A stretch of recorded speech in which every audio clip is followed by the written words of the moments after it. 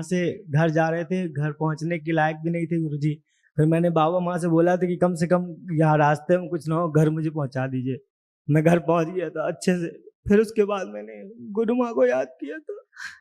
फिर उसके बाद पता नहीं क्या हुआ गुरुजी, धीरे-धीरे हम लोग वापस से सही होने लग गए।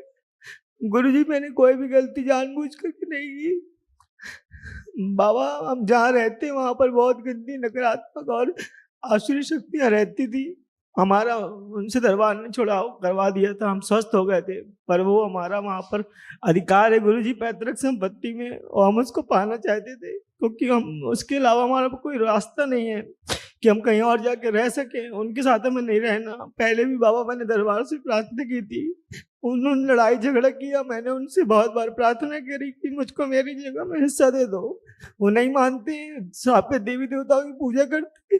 बाबा मैंने संकल्प कर लिया था, वहां पे बहुत सारे डीएनए जुड़े हुए हैं, सारे डीएनए की गंदगी मुझ पे आ गई थी।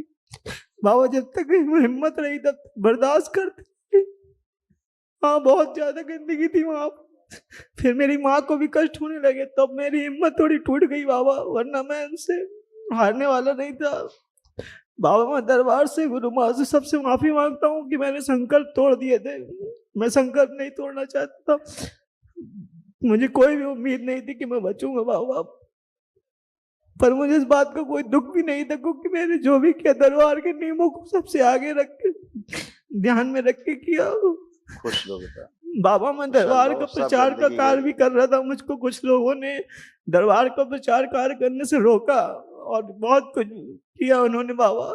सब जगह से तकलीफ ही तकलीफ दी। वो कार्य मैं दिल से करता था बाबा जी, वो कार्य मेरा छूट गया। उसके बाद से मुझे कहीं भी अच्छा नहीं लगता, मुझे कुछ भी अच्छा नहीं हो गए तो दरबार ने किनारा किया, इतनी बात है। नकारात्मक है तो नहीं हो रहा है, बचना है, क्योंकि नकारात्मक लोग आपको सिर्फ नकारात्मक कर सकते हैं जी। ठीक, उनका काम ही है, वो नकारात्मक है, दूसरे को नकारात्मक करेंगे। वो कष्ट में है, दूसरों को कष्ट में लाएंगे। वो मर रहे हैं, दूसरों को मारेंगे।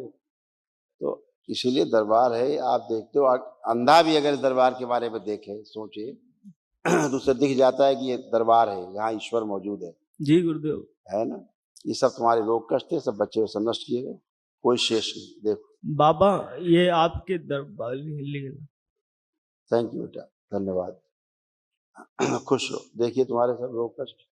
ब्रेन डिसऑर्डर था, बाइपोलर डिसऑर्डर था, ब्रेन स्ट्रोक की स्मृति थी, शरीर में अकड़न जकड़न रहना, प्राइवेट पार्ट में गंदे स्पंदन होना, आंतों में घाव बन रहे थे, लीवर सिरोसिस था, पैनिक अटैक आना, बुद्धि बंधी हुई थी, किडनी श्रिंक हो रही थी, स्वयं से घृणा होना, यूरेटर में पस पड़ रहा था, लंबर स्पॉन्डिलाइटिस था, नकारात्मक सोच और विचार आना, हड्डियों में गलन हो रही थी, पेट में दर्द होना, वीर्यनाश कराने वाली स्मृति थी, कैंसर की स्मृतियां थी अंडकोश में, प्रोस्टेट में, कोलोन में, लंग्स में और रीढ़ की हड्डी में। इतने सारे रोग कष्ट थे जी बाबा जी, सब नष्ट किए गए, कुछ शेष नहीं। अब एकदम टनाटन ऐसे ब्रेन बनता जा रहा था। देखो कैसे खतरनाक। देखो कामुक विचार आना, सुनकर पूरा ना समझ पाना, निर्णय लेने में असमर्थ थे, ब्रेन में सूजन थी, आंखों की रोशनी कम हो रही थी, भोजन नली में सड़न और जलन होना, गले में सूजन थी और बोलने में कष्ट होता था। हो रहा है तो सभी।